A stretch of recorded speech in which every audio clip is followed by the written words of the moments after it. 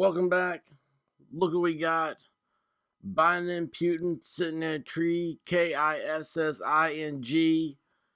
Go ahead and hit that subscribe button for some more content. Goodness, better than that. Don't forget to subscribe to all of the your content providers. People need the help right now. This is gonna be a big year. This is probably the pivotal turning point in how our entertainment is provided. Biden and Putin, besides kissing in trees, are to meet if Russia pinky swears not to invade Ukraine. I mean, this is what the headline says. So that says to me, if I were just to take the headline as the story, I would think to myself, okay, so some people who think they're overeducated, Ivy Leaguers, who think they know more than you do, they go to these parties and talk about how awful you are and, suck in the smugness. They've contacted the Kremlin. They've offered a meeting with Biden. Like, that's going to be like Putin should be thrilled. This is a big reward for him. And the Kremlin's probably sitting there going, okay, let's do this. Let's see what it's like. We could have a spelling bee. Maybe it's going to be a battle of wits. And it's all going to be televised. In the meantime, the best America has to offer after we just got kicked out of Afghanistan, worse than Vietnam, is to say, if you promise not to invade, you can meet Biden. Who knows what will happen then? The last Biden, Ukrainian and Russian connection made to was about business deals. I mean, jeez. Okay, Washington. Biden and Putin have agreed to, in principle, geez, it's not even a real one, to a summit to discuss the situation in Ukraine. The office of French President Emmanuel Macron, whatever it said, macaroni.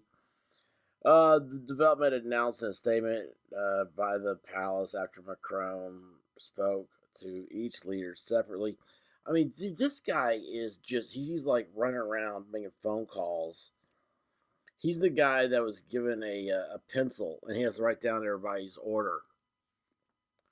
But after White House confirmation of the agreement in principle, I mean, I've never seen this before in my life. It's an agreement in principle. I mean, it just makes me think, what's an agreement in a contract? Jeez.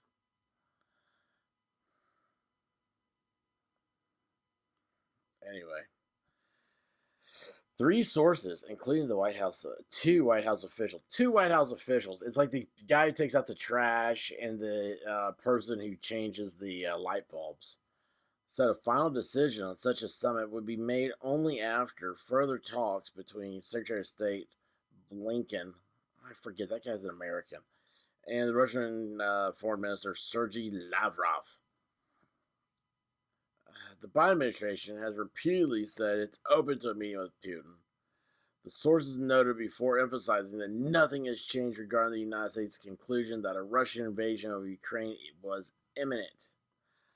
I mean, they're probably going to say, hey, look, we've said that a Russian invasion is imminent. Will you please invade Ukraine so it doesn't make us look like assholes? White House Press Secretary Peppermint Patty said as much in a statement regarding the proposed summit. We are always ready for diplomacy, she said. We are always ready to impose swift and severe consequences should Russia instead choose war. I mean, what is a swift and severe consequence? So you're threatening war if Russia goes to war with Ukraine? And currently, Russia appears to be continuing preparations for full-scale assault on Ukraine very soon. They don't know what the hell they're doing. They have no idea what's happening with her. Why does anybody care about Ukraine? I mean, Ukraine is the reason the last president of the United States got impeached. To be negotiating, to be the buddy of Ukraine right now is shameful to all Americans. There is nothing good about Ukraine that has anything to do with America. We can't handle a simple thing like Afghanistan. We're building up a thing for Ukraine, who is at the center of the last election. And all this is for what? What are we going to get out of this? America doesn't need any of this. This is so sad. And, and Russia, again, their GDP is smaller than Canada's. I mean, if the Canadian Mounties mounted up, they have the ability to be a more sizable force than the Russians do. Oh, but you say expert, but the Russians have nukes. Who knows if they do or not? I mean, my gosh. I mean, honestly, who knows?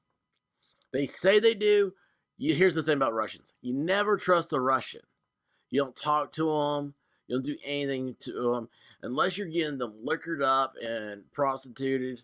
Like, you getting prostitutes for them. You're not turning them into prostitutes. But you're getting them, hookers and blow. A Russian's not going to tell you the truth. I mean, just watch James Bond movies, for crying out loud. I hate to say it, but it's true. Gosh, that's my opinion. You know you love it. Subscribe because you do. Till next time, say your prayers, take your vitamins, and Godspeed.